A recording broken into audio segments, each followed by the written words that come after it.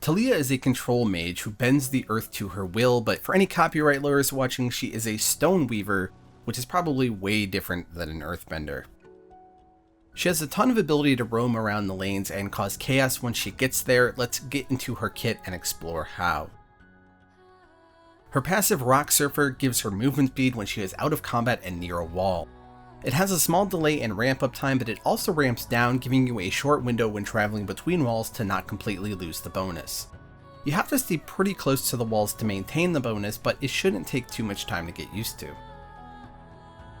The bonus increases with every level she gains, scaling from 20% to 40%, so you can really get around quickly as long as you stay near those walls. Her Q is Threaded Volley. Normally this spell will fire out 5 shots and create an area called Worked Ground around her. The bolts do damage in a small AoE, and subsequent hits beyond the first do 50% damage to the target hit. The tempo that the shots fire off isn't evenly spaced, so getting used to the tempo will be important both as and against her. The Worked Ground she creates has 2 main effects. First is that casting the Q while standing on one instead fires off a single bolt and refunds half the mana cost. The spell icon changes when this will occur and the Worked Ground is highlighted. Second, while standing on one of the Worked Ground, she gains movement speed equal to half her passive bonus.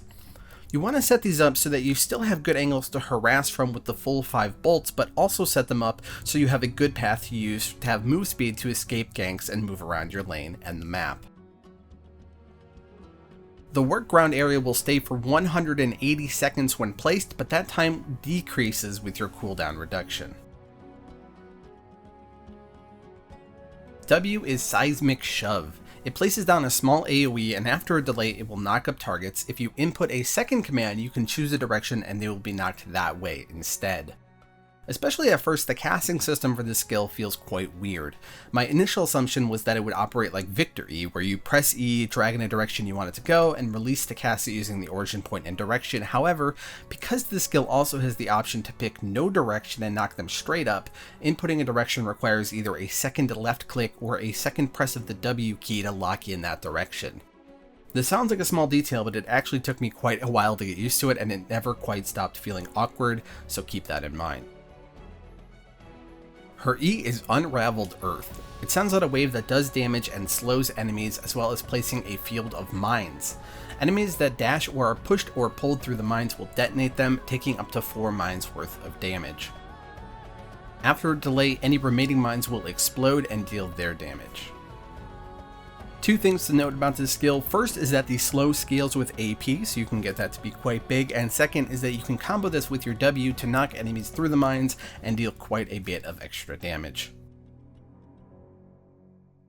Her ultimate is Weaver's Wall. It brings no damage, but it brings a ton of opportunities to shine as a control mage.